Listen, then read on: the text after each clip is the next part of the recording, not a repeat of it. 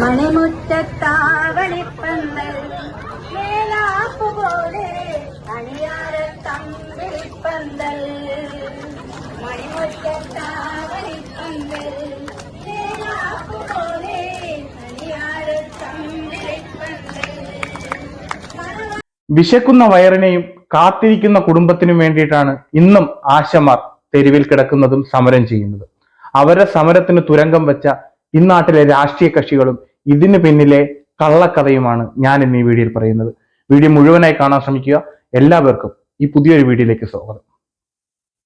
കുറച്ചു നാള് മുന്നെയാണ് BJPയുടെ കേന്ദ്രമന്ത്രിയായ സുരേഷ് ഗോപി മണിമുറ്റത്താവണിപ്പന്തൽ കളിച്ചിട്ട് പോയത്.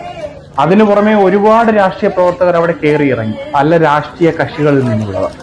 ഇന്ന് ഭരിക്കുന്ന CPMന്റെ തൊഴിലാളി സംഘടനയായ CTUവിന്റെയും അതുപോലെ തന്നെ CPMന്റെയും പല നേതാക്കൾ പല വാക്കുകൾ കൊണ്ട് അവർ അധിക്ഷേപിച്ചു. എന്നിട്ടും അവർ തോറ്റു പിന്മാറിയില്ല. ഇതിനിടയിൽ കുറെ കള്ള നാണയങ്ങൾ അവിടെ വന്നു കിടന്ന് അഭിനയിച്ചു. എന്നിട്ടും അവർ തോറ്റു പിന്മാറിയില്ല. അവരിപ്പോഴും സമരം ചെയ്യുന്നത് അവരുടെ നിലനിൽപ്പിനും അവരുടെ ജീവിതത്തിന്റെ നല്ല ഉയർച്ചയ്ക്കും വേണ്ടി തന്നെയാണ്. തുച്ഛമായ ഒരു വേതനമാണ് ഇന്നും ആശമാർക്ക് കിട്ടുന്നത്. എന്തുകൊണ്ടാണ് ഞാൻ ഇന്ന് പറയുന്ന വിഷയം, എന്തുകൊണ്ടാണ് ആശമാരുടെ സമരം ഇന്നും ഒരു തീർപ്പ് കൽപ്പിക്കാത്ത വിഷയമായിട്ട് പൊതുസമക്ഷത്ത് അല്ലെങ്കിൽ സെക്രട്ടേറിയറ്റിന്റെ മുന്നിൽ തന്നെ നിന്നു പോകുന്നത്? ആ സമരത്തിന് എന്തുകൊണ്ടാണ് ഒരു സൊല്യൂഷനിലേക്ക് എത്തിച്ചേരാൻ സർക്കാരിനോ മറ്റ് കേന്ദ്ര സർക്കാരിനോ സാധിക്കാത്തത്?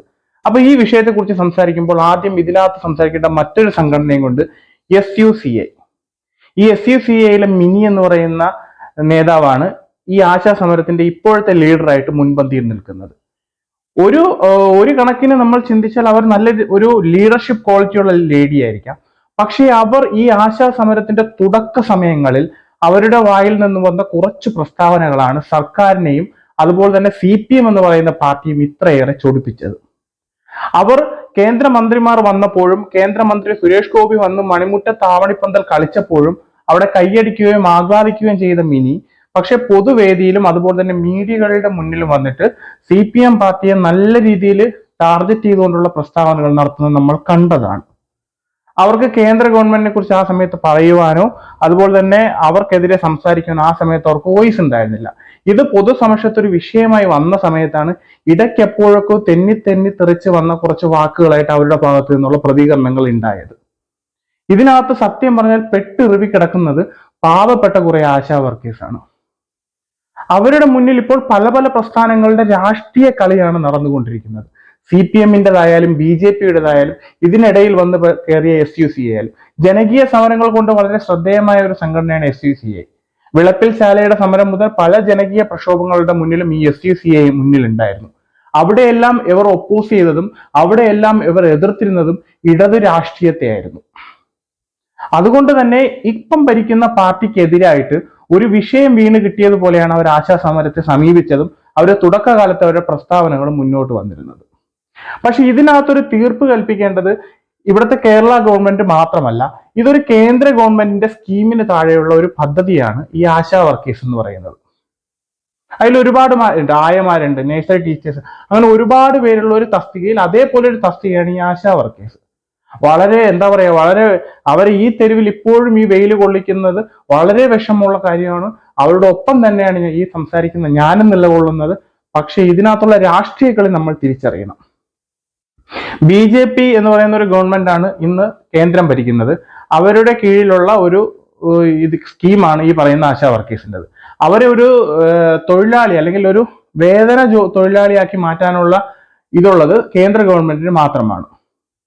അതുപോലെ തന്നെ അവർ തുടക്കകാലങ്ങളിൽ നിശ്ചയിച്ചിരുന്ന അതേ വേതനം തന്നെയാണ് ഇന്നും. അതായത് ഈ സ്കീം എന്നാണോ നിലവിൽ വന്നത് അന്ന് അവർ കൊടുത്തിരുന്ന അതേ വേതനം തന്നെയാണ് അവർ ഇന്നും കൊടുത്തുകൊണ്ടിരിക്കുന്നത്. പക്ഷെ ഇത് ഘട്ടം ഘട്ടമായിട്ട് ഉയർത്തിയിട്ടുള്ളത് അതാത് സംസ്ഥാനങ്ങൾ മാത്രമാണ്. അതിൽ ചില സംസ്ഥാനങ്ങൾ ഇന്നും 1000-വും 2000-വും മാത്രം കൊടുക്കുന്ന സംസ്ഥാനങ്ങൾ നമ്മുടെ ഇന്ത്യയിലുണ്ട്. അവിടെ എനിക്ക് തോന്നുന്നു വളരെ മികച്ചതായിട്ട് നിൽക്കുന്നത് ആസാമും അതുപോലെ തന്നെ കേരളവും, അങ്ങനെ കുറച്ച് സംസ്ഥാനങ്ങൾ മാത്രമാണ് കുറച്ചെങ്കിലും ഒരു ബെറ്റർ. അതൊരു ബെറ്റർ എന്ന് ഞാൻ പറയില്ല. കാരണം 250 രൂപ കൊണ്ട് ഒരു ദിവസം 250 കൊണ്ട് ഈ കേരളത്തിൽ ഇന്നൊരു കുടുംബത്തിന് ജീവിക്കാൻ സാധിക്കത്തില്ല. കാരണം വളരെ ബുദ്ധിമുട്ടാണ്. കാരണം ഇത്രയും ചെലവേറുന്ന കാലഘട്ടം, അതായത് പല സാധനങ്ങൾക്കും വില കൂടുന്ന കാലഘട്ടത്തിൽ ഈ പറഞ്ഞ 250 രൂപ കൊണ്ട് ഒരു കുടുംബത്തിന് ഇന്നത്തെ കാലത്ത് ജീവിക്കാൻ വളരെ ബുദ്ധിമുട്ടാണ്. തീർച്ചയായിട്ടും അവരുടെ വേതനം ഉയർത്തുക തന്നെ വേണം. പക്ഷേ അതിന് ഈ ഒരു ഉയർത്തുന്ന ഒരു വിഷയം സൊല്യൂഷൻ കണ്ടെത്തണമെങ്കിൽ തീർച്ചയായിട്ടും കേന്ദ്ര സർക്കാരും കേരള സർക്കാരും ഒരുമിച്ചൊരു തീരുമാനം എടുത്താൽ മാത്രമേ ഇതിനൊരു സൊല്യൂഷൻ കണ്ടെത്താൻ സാധിക്കത്തുള്ളൂ. പിന്നെ ഇതിൽ മറ്റൊരു കാര്യം കൂടെ ചേർത്ത് വെക്കാനുണ്ട്. കേരള സർക്കാരിന് ഇതിനകത്ത് മറ്റെന്ത് അഡീഷണൽ ആയിട്ട് ചെയ്യാൻ സാധിക്കുമെന്ന്. തീർച്ചയായിട്ടും കേരള സർക്കാരിന് ചെയ്യാൻ സാധിക്കും. മറ്റു പല കാര്യങ്ങളിലും, അതായത് മുഖ്യമന്ത്രിയുടെ വീട്ടിലെ തൊഴുത്തിന് വരെ പൈസ ചെലവാക്കുന്നുണ്ട്, കോടികൾ. അതുപോലെ തന്നെ പുതിയ പുതിയ വാഹനങ്ങൾ വാങ്ങുന്നതിനൊന്നും ഇവിടെ ഒരു ബുദ്ധിമുട്ടില്ല, കോടിക്കണക്കിന് വണ്ടികൾ മാറ്റുന്നുണ്ട്. പല ഈ MLA-മാരുടെയും മുഖ്യമന്ത്രി അതുപോലെ തന്നെ മന്ത്രിമാരുടെയും മുഖ്യമന്ത്രിയുടെ സാലറിക്കൊന്നും ഒരു ഡിലേ ഇല്ല. കറക്റ്റായിട്ട് അവർക്ക് എല്ലാം കിട്ടുന്നുണ്ട്, ആനുകൂല്യങ്ങളെല്ലാം അവർ കൈപ്പറ്റുന്നുണ്ട്. വളരെ സമ്പന്നതയിൽ തന്നെയാണ് അവർ ജീവിക്കുന്നത്. ഈ വിഷയം ഉന്നയിക്കുന്നതിന് വേണ്ടിയിട്ട് ഡൽഹിയിലേക്ക് പോയ നമ്മുടെ ആരോഗ്യമന്ത്രിയുടെ കയ്യിലിരുന്ന ബാഗിന്റെ വില നമ്മൾ കണ്ട് അതിശയിച്ചതാണ്. അപ്പൊ ഇങ്ങനെ കുറെ വിഷയങ്ങൾ ഇതിനകത്തുണ്ട്. ഇവർക്ക് ഇതിനൊരു സൊല്യൂഷൻ കണ്ടെത്താൻ തീർച്ചയായിട്ടും സാധിക്കും. ഇവരിപ്പോ ഒരുപാട് ചോദിക്കുന്നില്ല, ഇവരുടെ സാലറി കുറച്ചും കൂടി ഒരു 500-600 രൂപയാക്കി കൊടുത്താൽ പോലും ചിലപ്പോൾ അവർ ഈ സാഹചര്യത്തിൽ സമരം അവസാനിപ്പിച്ച് അവരുടെ തൊഴിലിടത്തിലേക്ക് പോകാൻ അവർ തയ്യാറാണ്. കാരണം വളരെ ബുദ്ധിമുട്ടിലാണ് അവരിപ്പോൾ കഴിയുന്നത്. വെയിലും മഴയും സഹിച്ച് ഒരുപാട് സഹനത്തോടു കൂടിയാണ് അമ്മമാർ ഇന്നും തെരുവിൽ കഴിയുന്നത്. അപ്പോൾ സത്യം പറഞ്ഞാൽ ഇതിനകത്ത് മാറ്റിയുള്ള ചർച്ചകൾക്ക് പകരം കൃത്യമായൊരു സൊല്യൂഷനാണ് നമുക്ക് വേണ്ടത്. ആ സൊല്യൂഷൻ എന്തെന്ന് കണ്ടെത്താൻ ഈ നാട്ടിലെ സർക്കാരുകൾക്ക് സാധിക്കണം. അത് കേരള സർക്കാരിനായാലും കേന്ദ്ര സർക്കാരിന്റെ ഭാഗത്താണെങ്കിലും ഒരുമിച്ചൊരു ചർച്ചയാണ് വേണ്ടതെങ്കിൽ ഒരുമിച്ചൊരു ചർച്ച ചെയ്ത് തീർച്ചയായിട്ടും ഇതിനൊരു സൊല്യൂഷൻ കണ്ടെത്താൻ അവർക്ക് സാധിക്കണം. എന്നിരുന്നാൽ മാത്രമേ ഇതിനൊരു ഫൈനൽ ഡിസിഷൻ ഉണ്ടാവുള്ളൂ. ഇതിനകത്ത് വന്ന് കിടക്കുന്ന ഈ SUCI രാഷ്ട്രീയം മാറ്റി വെച്ചിട്ട് നിഷ്പക്ഷമായ നിലപാടുകൾ കൊണ്ടുവരണം. SUCI പ്രതികരിക്കുമ്പോൾ കേന്ദ്രത്തിനെതിരെയും പ്രതികരിക്കണം, അതേ രീതിയിൽ സംസ്ഥാന സർക്കാരിനെതിരെയും പ്രതികരിക്കണം. അല്ലാതെ ഒരിടത്തെ വാതിൽ അടച്ചു വെച്ചിട്ട് മറ്റൊരിടത്തെ വാതിൽ തുറന്നു വെച്ചുകൊണ്ട് സംസാരിക്കുന്ന പരിപാടി ഒരിക്കലും ഈ സമരത്തിന് ഗുണം ചെയ്യത്തില്ല. നിങ്ങൾ ഇപ്പൊ അവിടെ കൂടി നിൽക്കുന്ന അമ്മമാരെ നിങ്ങൾ മനസ്സിലാക്കുക, അവരോട് അല്ലെങ്കിൽ നിങ്ങൾ പറയുക, ഇത് രണ്ട് പക്ഷത്തും തെറ്റുണ്ട്. ഒരു പക്ഷത്ത് മാത്രമല്ല, രണ്ട് പക്ഷത്തും തെറ്റുണ്ട്. രണ്ടിടത്തും തിരുത്തനിവാര്യമാണ്. അതുകൊണ്ട് ഈ ഒരു വിഷയത്തിൽ എത്രയും പെട്ടെന്ന് ഇതിനൊരു സൊല്യൂഷൻ ഉണ്ടാവട്ടെ എന്ന് കുറെ നാളായി ഇത് നമ്മൾ കാണുന്നു. എത്രയും പെട്ടെന്ന് ഈ ഇലക്ഷനൊക്കെ ആയിരുന്നെങ്കിൽ ഒരുപക്ഷെ ഇപ്പോൾ അവർക്ക് ഭയങ്കരമായിട്ടുള്ള ശമ്പളം കൂട്ടിക്കൊടുത്തതിനെ. ഈ ഇലക്ഷൻ അല്ലാതെ ആയിപ്പോയി എന്നുള്ളത് നിങ്ങളുടെ ഒരു സാഹചര്യം. കാരണം നിങ്ങൾ ഏറ്റവും വലിയൊരു ബുദ്ധിമുട്ടതായിപ്പോയി. നിങ്ങളൊരു ഇലക്ഷൻ സമയത്തൊക്കെയാണ് ഇതൊരു സമരവുമായിട്ട് വന്നിരുന്നത്, തീർച്ചയായിട്ടും നിങ്ങളിന്ന് വീട്ടിലിരുന്നേനെ. കാരണം ഇവിടുത്തെ രാഷ്ട്രീയക്കാർക്ക് ആകെ ഉള്ളത് ഇലക്ഷനാണ്. ഇലക്ഷന് മുന്നേ അവർ കുറെ നാടകങ്ങൾ നമ്മുടെ മുന്നിൽ കാണിക്കും. ആ നാടകത്തിൽ ചിലപ്പോൾ ഈ ഒരു പൈസയെ നിങ്ങൾക്ക് കൂട്ടിത്തന്നേനെ ഈ വോട്ടിന് വേണ്ടിയിട്ട്.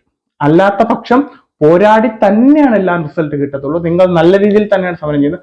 പക്ഷേ ഈ വെയിലും കൊണ്ട് മഴയും കൊണ്ട് നിങ്ങളിവിടെ കിടക്കുമ്പോൾ ബുദ്ധിമുട്ട് തന്നെയാണെന്ന് എല്ലാവർക്കും മനസ്സിലാവും. ഇനി അങ്ങോട്ട് ഇത് മുന്നോട്ട് പോകുന്തോറും ഈ സമരത്തിന് ശക്തി കൂടുന്നതായിട്ടാണ് എനിക്ക് പേഴ്സണലി ഫീൽ ചെയ്യുന്നത്.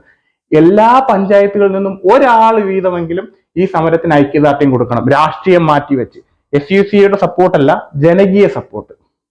അങ്ങനെ രാഷ്ട്രീയം വന്ന് സപ്പോർട്ട് കിട്ടരുത്. ഇതിനൊരു സൊല്യൂഷൻ ഉണ്ടാവട്ടെ. രണ്ട് സർക്കാരിനെതിരെയും അതിശക്തമായ പ്രതിഷേധം ഉണ്ടാവട്ടെ, ഇതിനൊരു സൊല്യൂഷനും ഉണ്ടാവട്ടെ. അപ്പോൾ അടുത്തൊരു വീഡിയോ കാണുന്നവരെ നിങ്ങൾക്ക് എല്ലാവർക്കും നല്ലൊരു ദിവസം ആശംസിക്കുന്നു.